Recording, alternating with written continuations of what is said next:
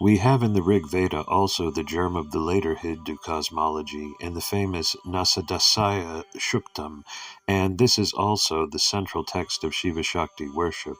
In the beginning there was neither Sat nor Asat, then there was neither sky nor atmosphere above. What then enshrouded all this teeming universe? In the receptacle of what was it contained? Was it enveloped in the gulf profound of water? Then was there neither death nor immortality. Then there was neither day nor night, nor light, nor darkness, only the existent one breathed without breath, self-contained. Naught else but he there was, naught else above, beyond. Then first came darkness, hid in darkness, gloom in gloom. Next all was water, all a chaos indiscreet, in which the one lay void, enshrouded in nothingness. Then turning inwards, he, by self-developed force of inner fervor and intense abstraction grew. First in his mind was formed desire, Ichcha Shakti, the primal germ, productive, which the wise profoundly searching say is the first subtle bond connecting Sat with Asat. In the Rig Veda also we find the famous text which is repeated in the Atharva Veda and subsequently in the Svetasvatara Upanishad and also in the Katha and Mundaka Upanishads, and which forms the chief stronghold of Indian theism against idealism. Two birds, inseparable friends, cling to the same tree. One of them eats the sweet fruits, the other, Anya, looks on without eating. Yajurveda. In the Yajurveda, the position of Rudra becomes more established as Pashupati and Lord of Sacrifices, and as the one without a second. Pashunam Sharma Asi Sharma Yajamanasya Sharma Me Yacha Eka Eva Rudro Na Dvitiyaya Taste Akuste Rudra Pashrutam Drushashva Esha Te Rudra Bhaga Sahasvasra Abhikaya Tam Yushashva Beshajam Gave Eshaya Purushaya Beshajam. This text is repeated in the Svetasvatara Upanishad and is the original of the famous text in the Chandogya Upanishad, Ekamedvadvityam Brahma. Navidvityam is the more ancient form than Avidvityam or Advaitam, and we know this is the central text of the Advaita philosophy. In this Veda, his supreme majesty is fully developed, and he is expressly called Shiva by the same Shivo Namashi, Yajurveda S363, and the famous mantra, the Panchakshara, is said to be placed in the very heart of the three Vedas. The name occurs in Taittiriya Upanishad S4, 5, 1 through 41, Nama Sambhave cha, Mahobhave cha, Nama Shankaraya cha, Mayaskaraya cha, Nama Shivaya cha, Shivataraya cha, and the famous Saturudriyam, which is praised in the Upanishads and in the Mahabharata, forms also the central portion of this central Veda, and this is a description of God as the all in all, and transcending all. Vishvadevo, Vishvasvarupo, Vishvadiko, and anybody can see that the famous passage in the Gita in chapters 10 and 11 merely parodies this other passage, and these two chapters are respectively called Vibhuti Vistara Yoga and Visvarupa Sandarshana Yoga, which is exactly the character of the Satarudriya. The yogi who has reached the highest state sees all in God and God in all.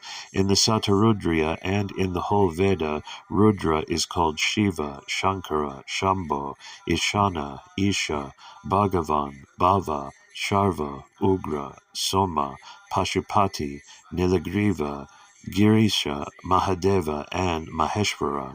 The word Pura in the Upanishad technically means the body. Tripura means the triple bond of the soul, and Tripura Samhara means the destruction of our human bondage by the grace of God. The fools say the Ancient of Days with the braided hair and the Ganga destroyed the three cities. The three Pura are the result of the three Mala. Who knows what happened after Pashachaya, Tiramantaram? The story of Tripura Samhara is much more fully set forth in the Yajurveda, 6th Kanda, 2nd Prasna, 3rd Anuvaka, and 12th Mantra. There were the 3 cities of iron, silver, and gold belonging to Asuras.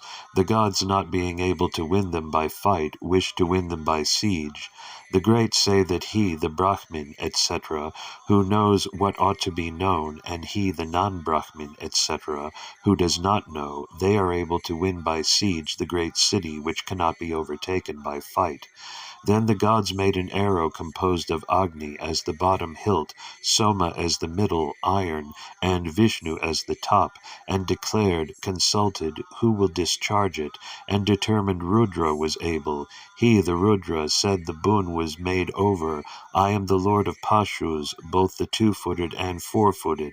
So Rudra, the lord of Pashus, discharged it, broke up these 3 cities, and blew them up all from these worlds.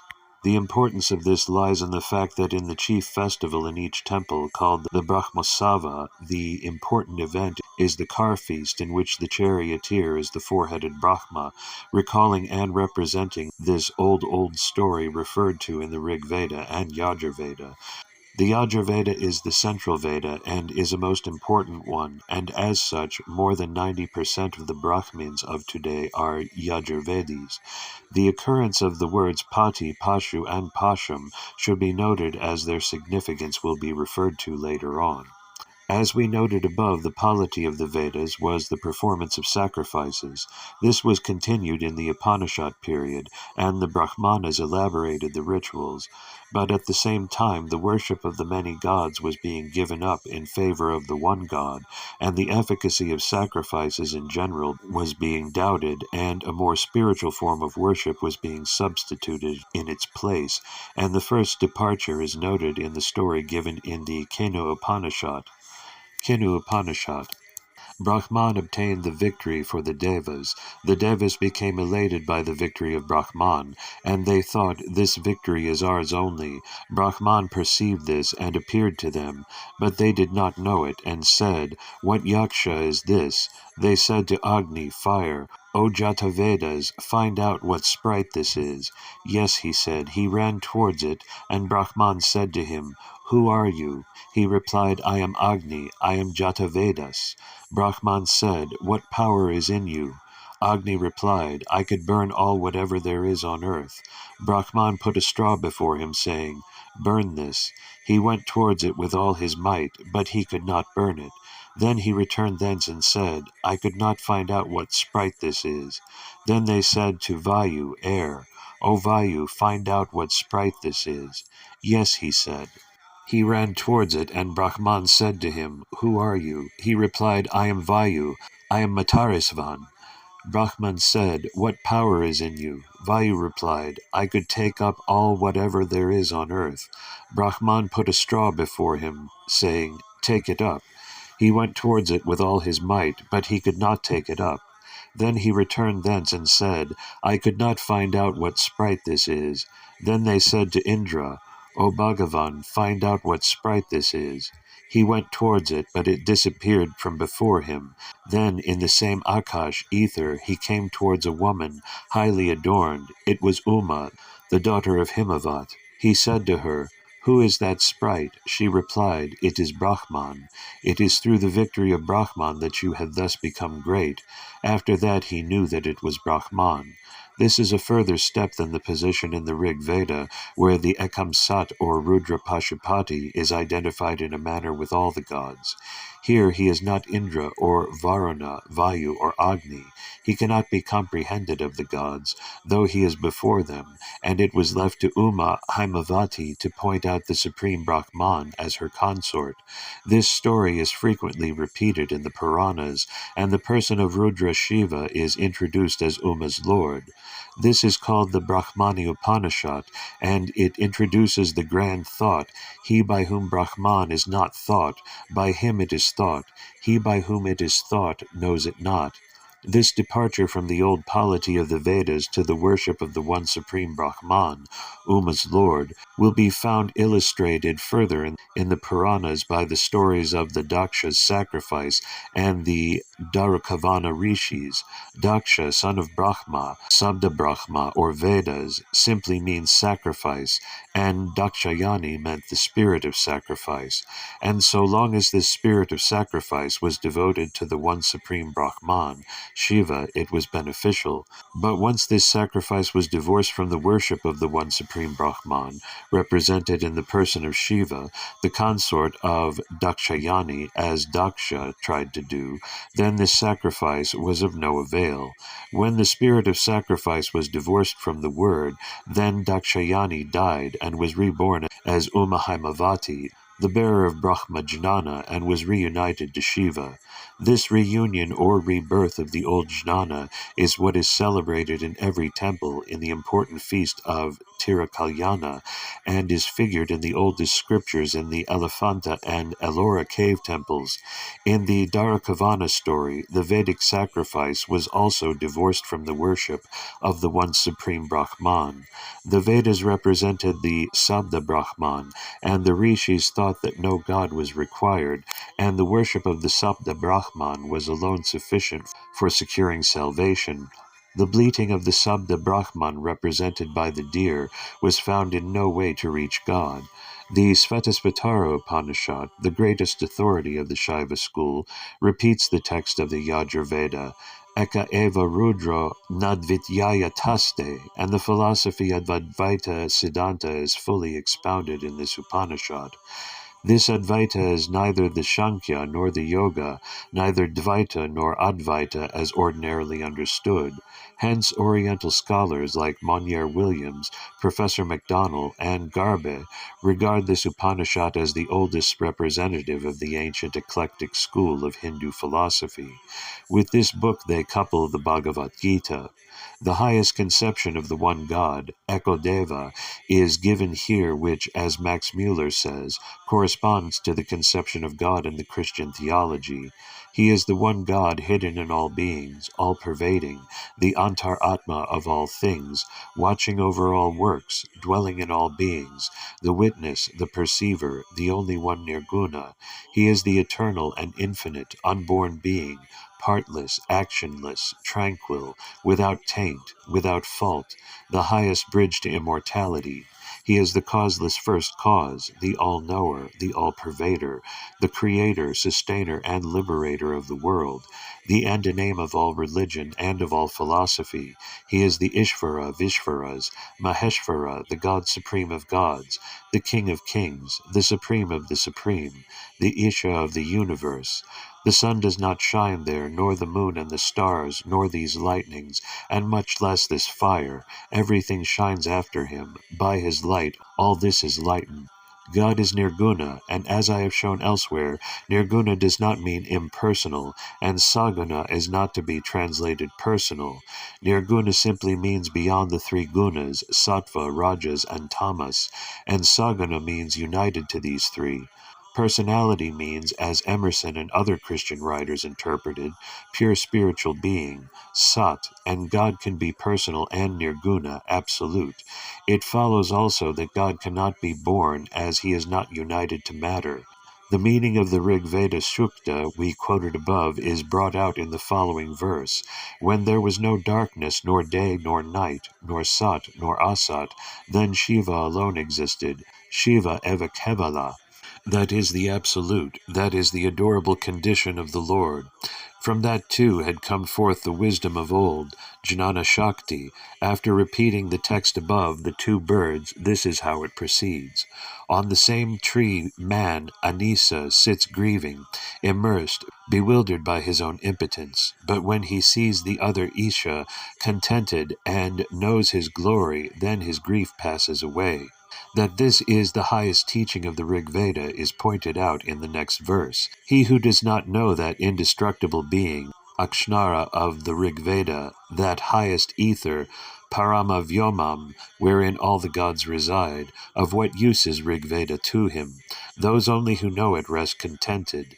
The otherness of God, Anyata, referred to in the Rigveda mantra, is brought out fully also in the following verses. I, that one unborn, Aja soul, sleeps in the arms of one unborn, nature Pradana, enjoying her of nature, red, white, and black, who brings forth multitudinous progeny like herself. But when her charms have been enjoyed, he, soul, quits her Prakriti side for the unborn other, Anyata, Lord. In the imperishable and infinite highest Brahman, wherein the two Vidya, Vijnana Atma, and Avidya are hidden, the one Avidya perishes, the other Vidya is immortal, but he who controls both Vidya and Avidya is another, Anyata, and in the subsequent verses, this another is clearly pointed out to be the only one God, without a second, the ruler of all, the generator of all, and the supporter, ripener of all. This forms the subject of discussion in the hands of Badarayana in 1.2.21, and the famous passage in Brihadaranyaka is referred to. He who dwells in Atma, Vijnana, and different from Atma, whom the Atma does not know, whose body Atma is, and who pulls, rules Atma within. He is thy Atma, the puller within, the immortal. 3.7.22. 3. The supreme mantra of the Veda, or the Sabda Brahma, is the Pranava, or Omkara. This is ordinarily known that Om is a compound of the three letters A, U, M, and that they represent the deities Brahma, Vishnu, and Rudra. What is not known is that there is a fourth part of this Omkara, called its Ardhamatra sound. This is called the Chaturtam, or Turiyam, and represents the supreme Brahman or Shiva. This is brought out in several of the Upanishads, and in the following verses it is coupled with Shivam and Shambho. Shivam Shantam Advaitam Chaturtam Manyante, Mandukya Upanishad. Jayestisanam Pradyayitavam Sharvamidam Brahma Vishnu Rudrendrashte Samprashunyate Sarvani Chandriyani Sahabutahi Sakaranam Karanaman Datadyata Karanantu Dyeyeya Saraisvara Sampana Sareshvara Shambharakasha Mandye Shiva Eko Dhyayat Shivankara Sharvam Anyat Parityaya Atharvashika. The more popular hymn in the Mahimnastatra addressed to Shiva brings out this idea. The mystical and immutable one, which being composed of the three letters A, U, M, signify successively the three Vedas, the three states of life, Jagra, Svapna, and Shushupti, the three worlds, earth, heaven, and hell, the three gods, Brahma, Vishnu, and Rudra, and which by its Ardhamatra is indicative of thy fourth office as Parameshvara. 4. The supreme upasana of the Upanishad is the Dhara upasana of the Hrid Pundarika in the Akash, Vyoma Paramalaya. The yogi has to think of the supreme Brahman in the cave of the heart, in the midst of the Chidakasha. The Taittiriya Upanishad speaks of this Brahman as the form of Krishna Pingala. This Krishna Pingala is identified as Umasahaya or Parvati Parameshvara in several of the Upanishads. This again is described as Jyotir, the supreme light, the Jyotirlinga. When the polity of the sacrifice was given up in favor of the worship of this Jyotirlinga, and the symbolism of the sacrificial ground was invested with a more spiritual meaning, then we would seem to have arrived at the period of the Agamas, and our modern temple worship would seem to have been started. The Agamas brought into use the very same mantras as pointed out by Swami Vivekananda in his famous address before the Chicago Parliament of Religions, used in the old sacrificial worship, into the new system of worship, and the offer of the self as a sacrificial oblation was made in the place of animal sacrifice. The Pashu was the animal in man, and when it was offered as sacrifice in Jnana, Agni, it became the Nandi or Shiva. Puranas. The Puranas are the earliest interpreters of the Veda and the Upanishads. Whole passages from the Upanishads are quoted and explained. The principles are illustrated by stories and parables, and the Vedic stories themselves are more elaborated. All these explain the difference between the old and new system of worship and thought, bring out fully the difference and distinction between the supreme Brahman Shiva and man, and illustrate the paths to salvation. These stories are the Daksha sacrifice, the churning of the milky ocean, and Tripura Samhara, Durga Puja, etc. The Linga Purana specially deals with the birth of the Jyotirlinga. The largest number of Puranas are Shaivite, and the oldest of them is the Vayu or Shiva Purana, as pointed out by Wilson. The Chandogya Upanishad traces the wisdom of old from Skanda Sanakumara, Chandogya Upanishad 26 Kanda. The Skanda Purana accordingly deals with the same subject. The Uttara portions of some of the Puranas are clearly later interpolations showing the rise of new sects and faiths. The only worship universal in the days of Mahabharata was that of Shiva and Shiva Linga, and we refer Itihasa. The only worship universal in the days of Mahabharata was that of Shiva and Shiva Linga, and we refer to the stories of Krishna's and Arjuna's tapas and the discussion between Asvatthama and Vyasa. Most of the temples mentioned in the Aranya Parva are temples dedicated to Shiva. Mahabharata. Oriental scholars point out that the superior castes in the days of Mahabharata were following the worship of Shiva, and we quote the following passage from Anusasana Parva, which explains at the same time Rudra's different aspects, the beneficent and apparently terrible forms, as the creator, protector, and destroyer. Lord Krishna says, "Large-armed Yudhishthira, understand from me the greatness of the glorious multiform many-armed Rudra. They call Mahadeva, Agni, Ishana, Maheshvara, one-eyed, Triambaka, the universal formed, and Shiva. Brahmans versed in the Veda know two bodies of this god, one awful, one auspicious, and these two bodies have again many forms. The dire and awful body is fire, lightning, the sun. The auspicious and beautiful body is virtue, water, and the moon. The half of his essence is fire, and the other half is called the moon. The one which is his auspicious body practices chastity, while the other, which is his most dreadful body, destroys the world. From his being Lord and great, he is called Maheshvara, since he consumes, since he is fiery, fierce, glorious, an eater of flesh, blood, and marrow, he is called Rudra, as he is the greatest of the gods, as his domain is wide, and as he preserves the vast universe, he is called Mahadeva.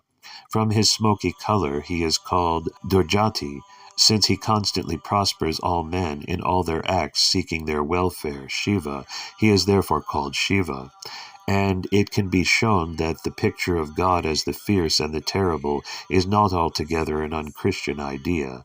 The following paras we cull from a book called The Woodlands in Europe, intended for Christian readers, and we could not produce better arguments for the truth of our conception of the supreme Shiva, the destroyer and the creator and the preserver. See page 6, Shiva Jnana Bodham, English edition. And how about the dead leaves, which season after season strew the ground beneath the trees? Is their work done because, when their bright summer life is over, they lie softly down to rest under the wintry boughs? Is it only death and nothing beyond? Nay, if it is death giving place to life. Let us call it rather change, progress, transformation. It must be progress when the last year's leaves make the soil for the next year's flowers, and in so doing serve a set purpose and fulfill a given mission. It must be transformation when one thing passes into another, and instead of being annihilated, begins life again in a new shape and form. It is interesting to remember that the same snow which weighs down and breaks those fir branches is the nursing mother of the flowers. Softly it comes down upon the tiny seeds and the tender buds and covers them up lovingly, so that from all the stern vigor of the world without they are safely sheltered. Thus they are getting forward, as it were, and life is already swelling within them. so that when the sun shines and the snow melts, they are ready to burst forth with a rapidity which seems almost miraculous. It is not the only force gifted with both preserving and destroying power, according to the aspect in which we view it. The fire refines and purifies, but it also destroys, and the same water which rushes down in the cataract with such overwhelming power falls in the gentlest of drops upon the thirsty flower cup, and fills the hollow of the leaf with just the quantity of dew which it needs for its refreshment and sustenance. And in those higher things of which nature is but the type and shadow, the same grand truth holds good, and from our Bibles we learn that the consuming fire and the love that passeth knowledge are two different sides of the same God, just and yet merciful, that will by no means clear the guilty, yet showing mercy unto thousands. Badarayana also touches upon this subject in 1340, and we quote below the Purvapaksha and Siddhanta views on this question from the commentary of Srikanta. Because of trembling. In the Katavalis, in the section treating of the thumb-sized Purusha, it is said as follows: whatever there is, the whole world, when given forth from the Brahman, trembles in the breath. It is a great terror, the thunderbolts uplifted, those who know it become immortal. Here a doubt arises as to whether the cause of trembling is the Parameshvara or some other being. Purvapaksha, here the Sruti speaks of the trembling of the whole universe by fear caused by the entity denoted by the word breath. It is not right to say that the Parameshvara, who is so sweet-natured as to afford refuge to the whole universe, and who is supremely gracious, is the cause of the trembling of the whole universe. Therefore, as the word thunderbolt occurs here, it is the thunderbolt that is the cause of trembling, or it is the vital air which is the cause of trembling, because the word breath occurs here. Since the vital air causes the motion of the body, this whole world, which is the body, as it were, moves on account of the vital air. Then we can explain the passage, whatever there is, the whole world, when given forth from the Brahman, trembles in the breath. Then we can also explain the statement that it is a great terror, the thunderbolt uplifted, inasmuch as lightning, cloud, and rain, the thunderbolt, which is the source of great terror, are produced by action of the air itself. It is also possible to attain immortality by a knowledge of the air, as the following Sruti says: air is everything itself, and the air is all things together. He who knows this conquers death. Siddhanta, as against the foregoing, we say that Parameshvara himself is the cause of the trembling. It is possible that as the ruler, Parameshvara is the cause of trembling of the whole universe, and by the fear of his command, all of us abstain from prohibited actions and engage in the prescribed duties, and it is by the fear of the command that Vayu and others perform their respective duties, as they may be learned from such passages as the following. By fear of him Vayu the wind blows. Taittiriya Upanishad 14.2.8.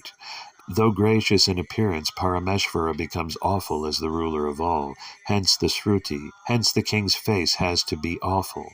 Wherefore, as the master, Ishvara himself is the cause of the trembling of the whole universe. The Gita, the Bhagavad Gita, epitomizes the philosophy of the Svetasvatara Upanishad. Oriental scholars link both together as expounding an eclectic school of Hindu philosophy. In it the words Ishvara, Isha, Maheshvara, Parameshvara are used, and in the Uttara Gita the word Shiva is used not to denote the lower Brahman, but the supreme Brahman. The Ramayana.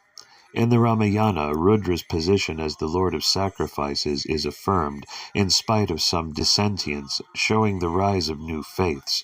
The worship of Shiva and Shiva Linga was all universal, as shown by the establishment of the temple at Rameshwaram. The Sutras. All the Sutrakaras recognize Ishvara as the supreme god and Purusha. Sri Nilakanta's Bhasyam on the Brahma Sutras is the earliest commentary now extant. As such, it is entitled to the greatest weight and will be found to be the most accurate and reliable interpreter of the Vedanta Sutras, and Sri Nilakanta is the accepted authority by the Southern Shaiva school. It is now proved by Thibaut and admitted by Max Muller that the interpretation of Shankara is not correct.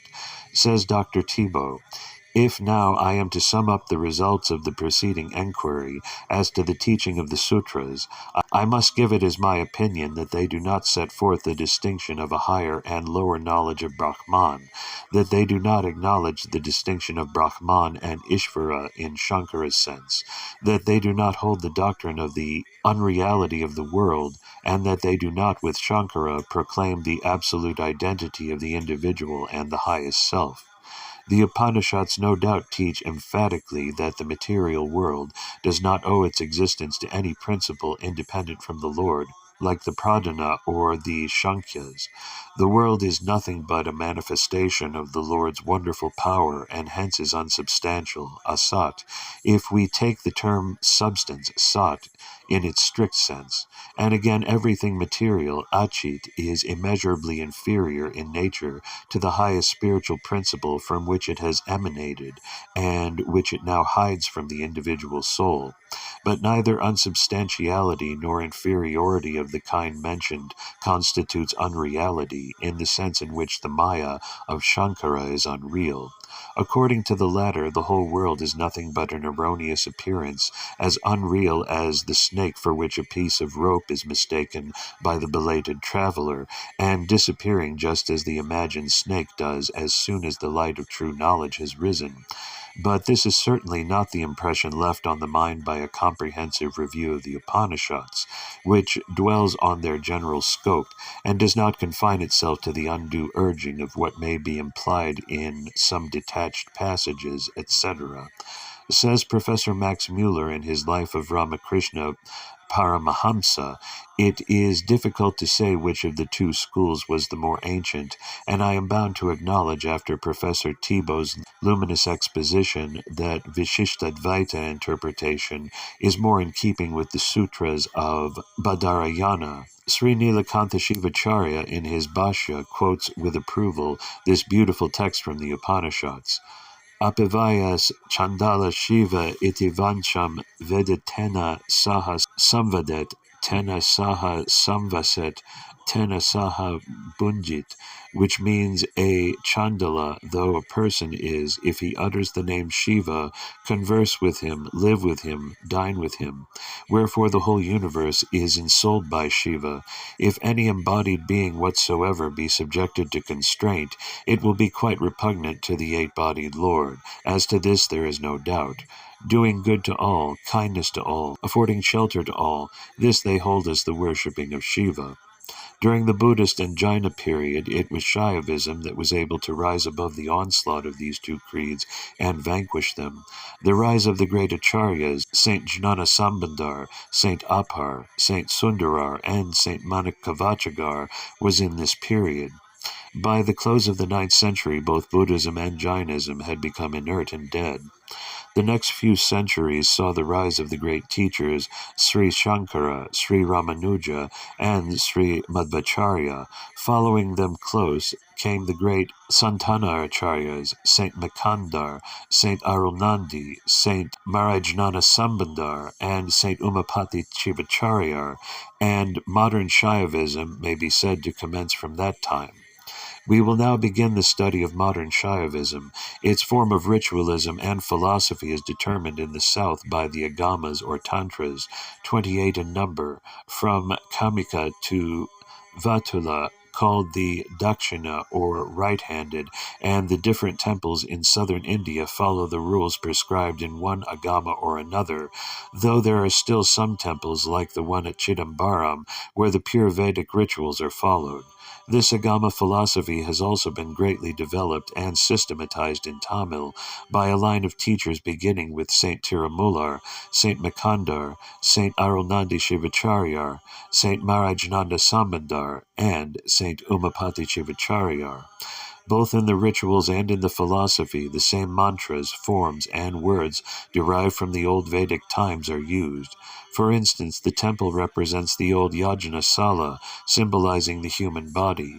The Shiva Linga, it is due to Swami Vivekananda to point out that this was no phallic symbol, and this view was reiterated by Dr. Ananda K. Kumaraswamy in his paper read before the Historical Congress of Oriental Religion. religions, in which he shows that it is the least anthropomorphic of symbols, takes the place of Rudra Pashupati, and its form is that of the Pranava, and there is the Balipitha at the entrance to the temple with the Yapastamba and the Pashu or animal offered in sacrifice in the form of the bull. Every Brahmotsava still commences with a sacrifice.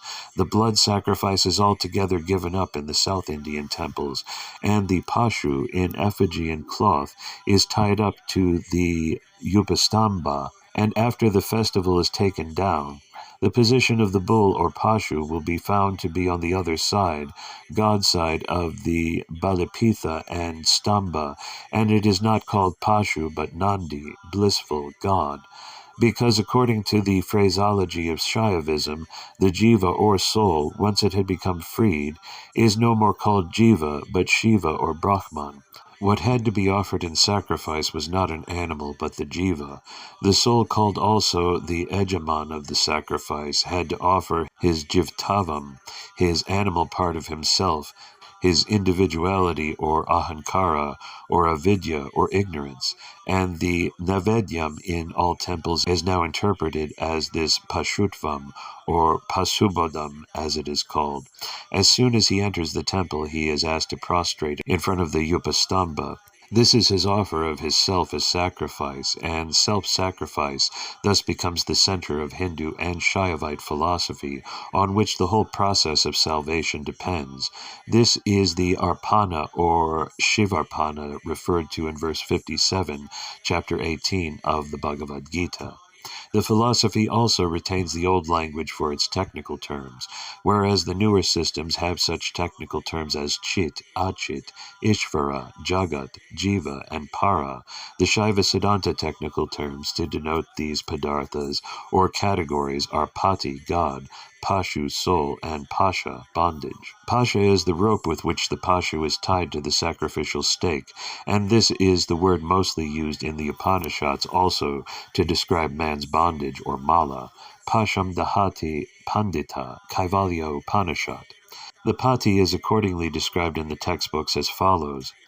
This Pati is Param, neither Rupa nor Arupa, Nirguna without mark, Nirmala, Eka, eternal, Chit of Chit, Achala infinite, Ananda, the unapproachable, the goal, the least of the least, and the greatest of the great, Tat and Shiva, Shiva Prakasha, one. Shaiva is Nirguna and personal. We have only to notice that the God postulated by Shaiva Siddhanta is not Saguna, but Nirguna, which, as we have pointed out above, which means only above the three gunas, sattva, rajas, and tamas, i.e., above prakriti, i.e., non-material or chit. Nirguna not to be translated impersonal.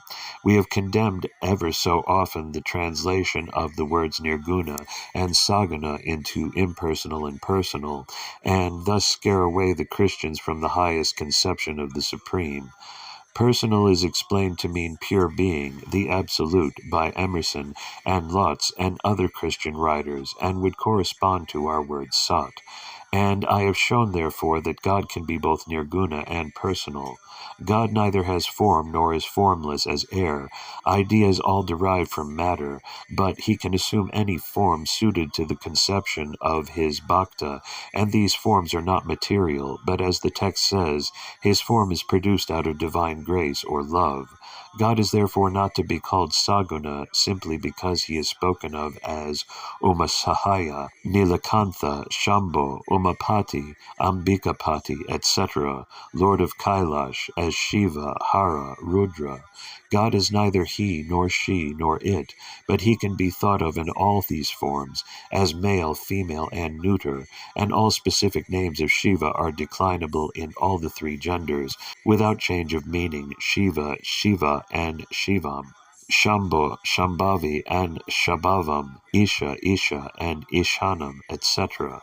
Shiva is not one of the Trinity. The Pati or Shiva of the Shaiva religion is not one of the Trimurtis, Brahma, Vishnu, and Rudra, and scores of texts could be quoted from the popular Tamil hymn books conveying the same idea, as in the hymn of Mahimna Stotra quoted above. God is Shivam Advaitam Santam Chaturtham. God cannot be born in man. As Shiva is Nirguna and Turiya, the supreme absolute Brahman, it follows that God cannot be born as a man through the womb of the woman. That Shiva had no avatars or births is generally known. This is the greatest distinction of the ancient Hindu philosophy and of the Shaiva school, making it a purely transcendental religion, freed of all anthropomorphic conceptions. It was the late Mr. T. Subbarao that, in his Notes on Bhagavad Gita, entered a vigorous protest against the conception of the Supreme Brahman having human avatars, and we regret that, in all the mass of current writings, no writer has thought fit to bring this view to prominence. But this absolute nature of Shiva does not prevent him from his being personal at the same time, and appearing as Guru and Savior in the form of man, out of his great love and feeling for the sin and sorrow of mankind, and helping them to get rid of their bondage. Reason for creation. And this is the reason, as shown in Sutra 1 of Shivajanana Bodham, why God creates the universe and resolves it for the purpose of making the souls eat the fruit of the tree of knowledge of good and evil, good and bad karma, and attain salvation. The necessity for human effort is postulated, but without God's appearance as the divine Guru in human form and his divine grace, the final salvation is not possible. Man can but try and get rid of the cataract covering his eye, but that he shall enjoy the light of the sun, Shiva Surya, is independent of his effort, and without the hope of reaching this light, Shivanubhuti, a man can have but poor inducement to get rid of his cataract, desire, Trishna, the seed of birth, which veils him by making him undergo all the trouble and expense, tapas, etc., if the doctor were to forbid him to see the light after he regained his sight, and darkness could not vanish unless light entered. Doctrine of Grace. The doctrine of grace and love is the distinguishing feature of Shaivism, and God is accordingly defined by St. Tirumular in the following terms. God is love. The ignorant think that love and Shiva are different. None know that love and Shiva are the same. When everyone knows that love and Shiva are the same, they will rest in Shiva as love. Tirumantaram. God's immanence. As God ensouls the universe of nature and of man, Shiva is called the Ashtamurti, the eight-bodied Lord, and he gets a name as he dwells in earth, water, air, fire, Akash, sun and moon, and Atman. Pratithyobhava, Apasharva, Agnirudra, Vairbhima, Akashashya, Mahadeva, Suryasyogra, Chandasya Soma, Atmana Pasupati, the famous passage in the seventh Brahmana of the third chapter in the Badarayana Upanishad gives more forms than these as the Sarira of the Brahman, but in the Agamas and Puranas these are reduced to 8, as comprising all other forms. God's transcendence. As God is immanent in the Chaitana and Achetana Prapancha as the soul of all, he is identified with the universe as the all, and yet his transcendency is also brought out by such statements as Antas, Antara, Anyata, Neti, Neti, they are in me, not I in them. Thou art not aught in the universe, naught is there save thou. God is Satchidananda. Shiva is Satchit Ananda, Somaskanda, Sha Umaskanda, being light and love, as pure being, the absolute. God is unknowable, and as light and love, he links himself to man, and it is possible to man to approach him through love. God's Shakti is light and love. This light and this love are therefore called his Shakti, and as our mother is all these, this Shakti of God becomes the mother of the universe, Bhuvanasya Mataram, as Shiva is the Bhuvanasya Pitaram. Saint Arulnandi accordingly describes her as follows: the light and this love are the mother.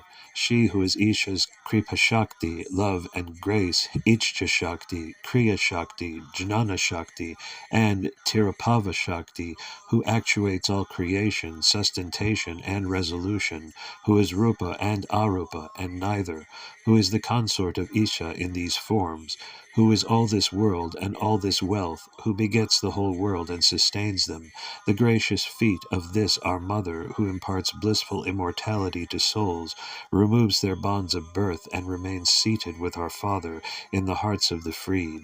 Lift me up on my head. Shakti is not Maya. This Chit Shakti, Uma, Durga, Nirguna, is sharply distinguished from Maya, Saguna, also a Shakti of the Lord, and inasmuch as God is in a sense identified with his creation as the Upadana Karana of the universe, inasmuch as it is his light that illuminates all this world, so our mother is also identified with Maya as Mahamaya. This Maya is matter, the object of Western philosophy, and comprises Tanu, the body, Karana, the sense, internal, Bhuvana, the world, and Bhoga, sensation, and is defined as follows. Maya defined. Indestructible, formless one, seed of all the worlds, Achit, all-pervasive, a Shakti of the Perfect One, cause of the souls, bodies, senses, and worlds, one of the three malas, impurities, cause also of delusion, is Maya, composed of 36 tattvas. This Maya, or Prakriti, or Pradhana, of most Indian schools, comprise the 24 tattvas from earth to Buddhi, or 25 with Mula Prakriti, but the Shaiva school postulates 11 more tattvas above this, 25 which are kalam, time, niyati, order, kalavidya, raga or ichcha, asudamaya, sudavidya, sadakyam, ishvaram, bindu or shakti, and nada or shiva, sudamaya. This Sudamaya is the Kutila or Kundalini Shakti of the yogis, of which Mula Prakriti, called also Kundalini, is the grossest form. These higher tattvas and their powers can alone be perceived and realized by the highest Shiva Raja yogis, and they are so subtle as to be mistaken for the light of the Mother herself, as they reflect her light most perfectly. Maya distinguished from Avidya. This Maya is again to be distinguished from Anavamala, the technical term in the Agamas for Ahankara or Avidya or Ajnana or ignorance, and the definition and distinction are stated in the following verses by Saint Arulnandi. Avidya or Anavamala defined. Anavamala with its many Shaktis is one, pervading through the numberless jivas as the dirt and copper. It binds them from jnana and kriya. It also affords them the capacity for experience and is ever the source of ignorance. Distinction. Do you say there is no other entity as Mala, Anava? It is only the effect of Maya? Understand well that Maya causes Ichcha, Jnana, and Kriya to arise in the Jivas, but Anava causes the same to disappear. Anava is inherent in Jivas, but Maya is separate from them, as one's ignorant and body can be called inseparable and separate, and besides manifesting itself as the universe, forms the body, senses, worlds, and enjoyments. Kevala, Sakala, and Suddha, or Nirvana condition of the soul. According to the Purvapakshin, Maya is the cloud that hides the light of the sun, but the Siddhanta answers, you cannot speak of the sun being hid by the clouds unless there is a seer. The cloud has no capacity to hide the sun, but it has power to hide the seer's eye. This sun is Shiva. The cloud or cataract in one's eye is the Anavamala. The seer or his eye is the Jiva or Atma or soul. When the soul is enshrouded by Anavamala and is without action, will, and intelligence, it is its night, the Kevala state, when God, out of his great love, sets him in evolution, giving it the body and the worlds out of Maya for his enjoyment and experience, whereby his Kriya Shakti, etc. are aroused. This is called its Sakala condition. Anavamala is night and darkness, and Maya acts as the lamplight. The power of million arcs is the Sudamaya in darkness, but when the sun rises, all darkness and night vanish, and there is no need of any lamp, however powerful, and the soul is fully enveloped in that supreme splendor, that light of truth, that entering body and soul has melted all faults and driven away the false darkness. This is the soul's Suddha or Nirvana condition. This day in thy mercy unto me thou didst drive away the darkness and stand as the rising sun. Of this, thy way of rising, there being naught else but thou, I thought without thought. I drew nearer and nearer to thee, wearing away atom by atom, till I was one with thee. O Shiva, dweller in the great holy shrine, thou art not aught in the universe, naught is there save thou. Who can know thee? The above expresses the kernel of Shaiva Advaita Siddhanta. This leads us naturally to the discussion of the nature of Advaita postulated by the Shaiva school, and before we do so, we will glance at the nature of the Jivatma or soul itself, as this is essential to the understanding of the Advaita. Soul distinguished from Sat and Asat. The Shankyans, Yogins, and Vedantins admit that the Purusha or Atma or soul is other than Prakriti and above Buddhi and the 23 Tattvas. There is confusion in trying to establish its relation to God. The soul is not a reflection, nor a particle, nor a spark of the partless and changeless Brahman, nor one with him. God is other than the soul. Even where the Sutrakara postulates parinama, he does it only in reference to Maya, but he postulates the difference of the human soul and the Supreme Soul. No harm would arise if we regard Maya as one with the Brahman, as his inseparable Shakti, but all religion and morality are sure to die when we regard the soul the same as God. There will be no way to account for the presence of evil or ignorance in the world, and even when we try to whittle it away as an illusion, delusion, or myth, the presence of this delusion has itself to be accounted for. Delusion is a conscious experience, and the question, who is under delusion, will arise. If the soul is other than God, other than Maya, and is in bandha or bondage, then the necessity for the creation of the world becomes intelligible. We therefore postulate three padarthas, three planes of existence, or three centers: the plane of matter, the plane of souls, and the plane of God. In the language of Euclid, God is the point, that which hath no parts, nor magnitude, that which is everywhere, in and out, above and below. The soul is the center of the circle, and the circumference is the Maya that bounds. When this center can rise up to the point, then its nirvana is possible. Mahavakya texts. But what are we to do with the Mahavakya text that thou art, I become that, I am that, etc.?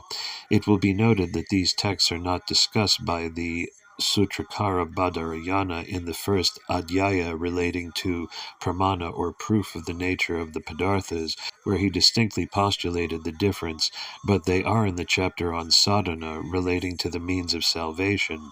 The teacher tells the pupil to practice the sadhana, telling him that he is God, Tattvamasi, and the pupil accordingly practices Soham Bhavana or Shivaham Bhavana by repeating the mantra Aham Brahmasmi. There is consciousness and consciousness of duality, of two padarthas, Aham and Brahma. This is Dvaitam, the Yoga or Upanishad or Vedanta Pada. When by this practice of Shivoham the consciousness can disappear, then the soul can become one with God, Jnatru, Jnana, and Jnaya, all disappearing, the Jnana or Siddhanta Pada. And the question arises, how can this oneness be reached? How can the two become one? This becomes possible on account of the peculiar nature of the soul and its relation to God. This peculiar nature of the soul is alone discussed in the Yoga Sutras and in Shaiva Siddhanta textbooks, and the peculiar relation between God and the soul is called Advaita. Nature of the soul. This nature of the soul consists in its becoming one with whatever it is united to, losing its own individuality, and its not being able to exist independently, except in union with one or the other. It can only be united to the world or to God. It can reach God only when it leaves the world. It cannot serve God and Mammon at the same time. It is the caterpillar of the Upanishads, which leaves one leaf stalk to gain another, and when it is united to one thing or the other, like the mimicking caterpillar again, it is indistinguishable from the one or the other. It is the shadow of the one, Maya, or the light of the other, God, that completely hides its soul's individuality. So when in union with matter, with the body, it is so lost in the nerve centers and so on, that the scientific agnostic fails to discover the soul by the closest analysis. In union with God, the pure idealist finds no soul there. The soul identifies itself absolutely with the body or God, and its individuality or identity disappears, but not its personality or being, sat. Man is a mirror or a crystal. This law of the human mind, called the law of Garodhyana, is stated in the terms that we become like what we are associated with, and may be called the law of association or identity, and Professor Henry Drummond calls it the law of reflection and of assimilation, and likens man to a mirror or a crystal. All men are mirrors.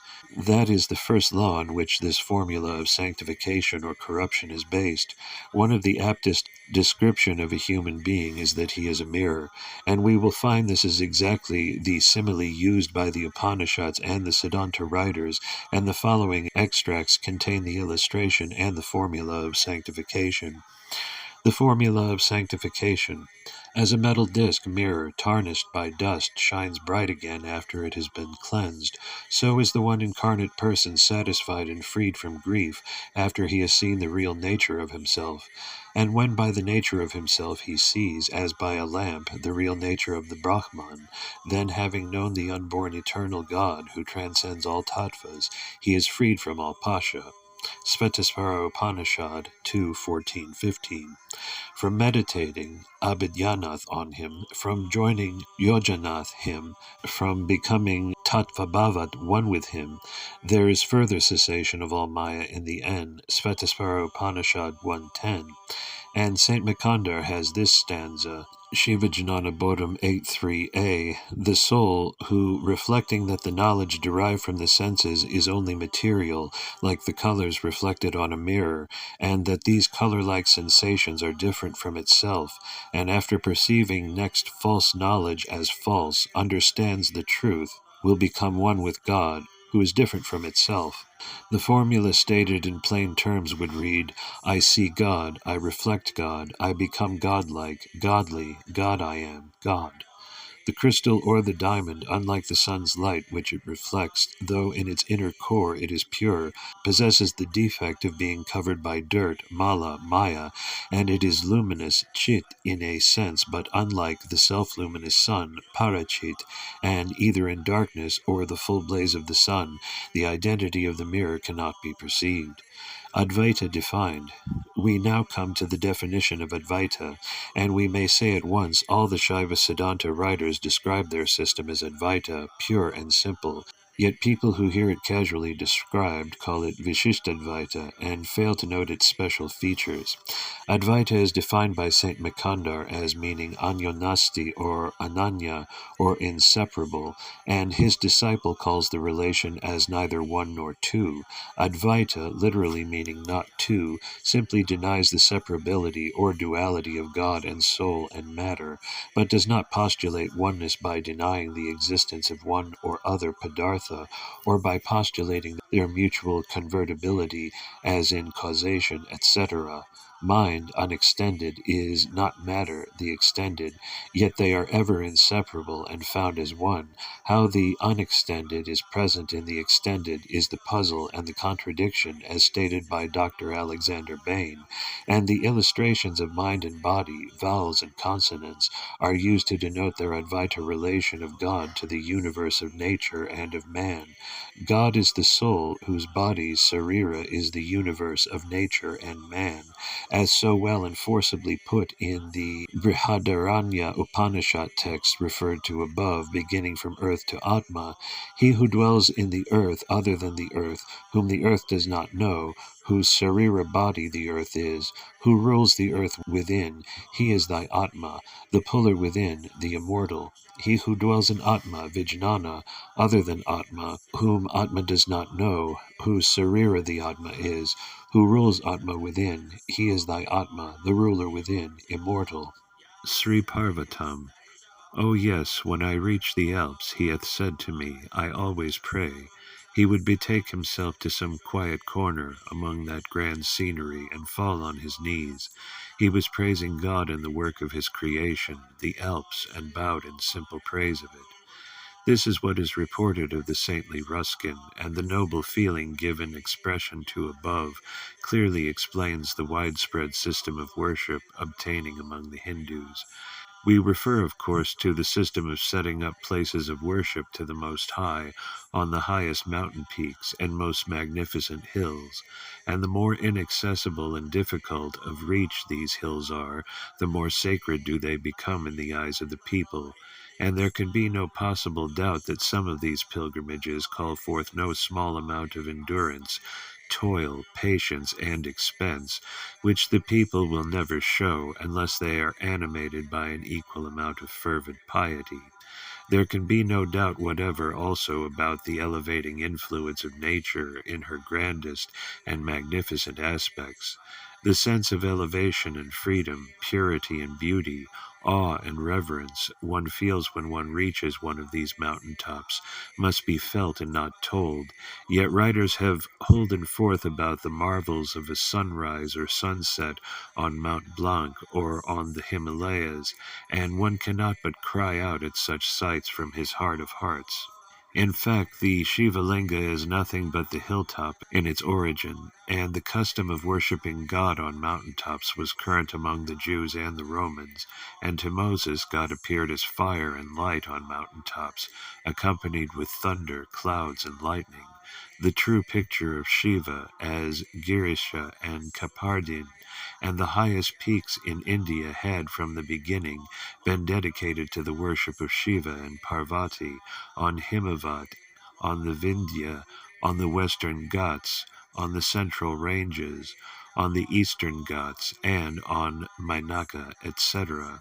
Of these, the most sacred, of course, is Kailasha, and we find that even Saint Apar did not succeed in finding this mountain abode on earth. We will be correct in stating that this Mount Kailasha does not represent any material plane, but certainly means the highest summit of man's spiritual, moral, and intellectual elevation, reaching which, after leaving his sense of his own greatness, Ahankara, he will surely unite in that abode of eternal peace, beauty, and bliss.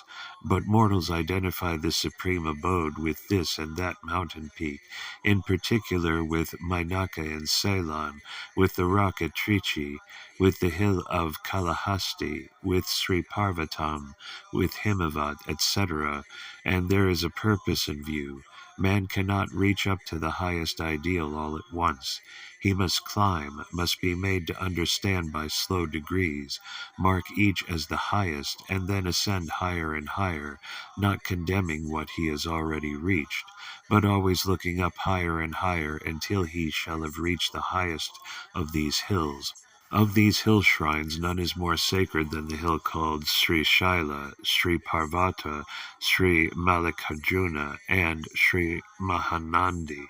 Its importance may be guessed from its appellation itself, Parvata, the mountain.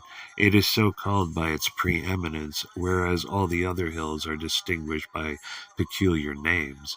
And for one thing, this hill is much more difficult of approach, and presents a much grander scenery than those below in the south. The people and princes of ages gone by have expended their wealth and labor in building and beautifying this holy shrine, though their degenerate descendants simply sit with folded hands and see the disintegration of this noble edifice. To Southerners generally, a temple is sacred if it had been visited by the Shaiva saints or Alvars, and Sri Shailam has been visited by all the three saints, Apar, Sambandar, and Sundarar, and their separate hymns appear in the Devara collections, and the place is called Sri Parapatam, Tamil reading of Sri Parvatam, and the hill is locally known by this name more than by the name of Sri Shailam or Mallikarjunam. Now, to describe briefly our journey to the place. From Madras we reached Nandyal by the M and SMR lines, and from Nandyal we go by cart to Atmakur, a distance of 28 miles. The road is wretchedly bad for the greater part, and does not reflect much credit on the board in charge of it. In fact, cartmen avoid the high road for nearly 10 miles and preferred to go by the country roads. Atmakur is a small town and is the seat of the deputy Tahsildar, police inspector, and a local fund hospital. From here to the foot of the hill, Nagaluti, is a distance of 12 miles. This road, too, except for a few miles, is of the worst description. The situation of Nagaluti is very pleasant, surrounded by shady groves, in which there is a nice and cool spring, the water flowing into a small tub from the mouth of a Virabhadrasvami. From Nagaluti we commence the ascent, and it is a steep one for over 2 or 3 miles. The chief difficulty of the ascent is due to the flight of steps that have been constructed over this distance. After we go up 2 or 3 hills, the road is not bad, and it is slightly up and down, and as we reach Petacharuvu, we get into a big plateau, a valley surrounded on all sides by the hills. Petacharuvu is our halt for the day, and its distance is reported to be about 16 miles. There is a fine tank here, and it is edged with tall growing bamboos, which give it a most picturesque appearance. In the tank itself, beautiful white lotuses, water lilies, and tall couscous grasses grow, and the water actually tastes sweet with the smell of the couscous grass. Early next morning we resumed our journey, and after some distance the way was rough but not difficult, having to go over several small hills. In nearing Bimani Kolam, we descend into a deep ravine which cuts off Sri Parvata proper from the surrounding hills, and both the descent into this ravine and the ascent from it are both difficult, but not so bad as it was reported to be. The view from above into the ravine and far below is very grand. The ravine cuts through these rocks to a considerable depth, and the cut sides look more like fort walls, so steep and straight and brown they are. The bed of the ravine is only slaty bed. There are no loose stones or sand. From the bottom of the ravine at this spot, called Bimani Kolam, commences the ascent of Sri Parvati, or Mount Kailash, and as we go up, vista after vista of hills and ranges of hills present themselves before us. The distant peaks and the line of trees on them become silhouetted like our temple vimanas and the row of kalasams on them. One view specially seemed a remarkable likeness of the Shiva Linga with the pedestal. It stood between two ravines, the highest peak and another small one, forming Shiva and Parvati, and the pedestal was a table-like rock in front. Our artist has taken a view of this beautiful picture and has named it Shiva Parvati, and it is not unlikely that similar views had given rise to the symbol of the Shiva Linga itself. We ascend higher and higher, our toil and trouble seem to burden us, until at last we reach the top. There is situated what is aptly called the Kailasha Vakili, the gate to heaven, as the wearied traveler feels the refreshing breeze under the cool shade of this tower. The feeling of rest and pleasure one feels is simply thrilling. Indeed, in this world, at least half the pleasure we feel will be lost to us, if it is not that in seeking and securing this, it entails any amount of pain and trouble. From the gate of Kailash, we travel over more or less level ground, slightly falling and rising till we reach the temple, of which we catch a glimpse from some distance, and which is situated in a dip of Mount Kailash. Mount Kailash is surrounded on all sides by deep ravines and by the Kisna, so that on any side it is steep and inaccessible, the ravine at Bimani Kalam joining to the Kisna below. Its situation is also central, and anyway you have to go 30 or 40 miles to reach the low country. The temple proper is surrounded by castellated walls, longest sides being 1,500 feet each, and the shortest being nearly 1,000 feet each, and the height is 21 feet, and thickness 4 feet. Nearly the whole outer face of these walls, Fancy such a dimension of 5,000 by 21 feet is fully sculptured with the figures of animals, men, and gods. There are hunting pictures of all kinds. There are horses and elephants in every pose, Puranic representations of episodes, rishis doing tapas in all kinds of postures, and there are animals and reptiles in every grotesque form, athletes wrestling with each other, etc. These pictures show that the race of men who cut them were a warlike and manly race. There are 3 towers, one of which is the highest and will compare favorably with the highest in southern India. Passing within, the whole space is intersected into 3 squares, one below the other, and the sides are filled with innumerable mantapams and shrines, the shrines mostly without any images and in the worst of repairs.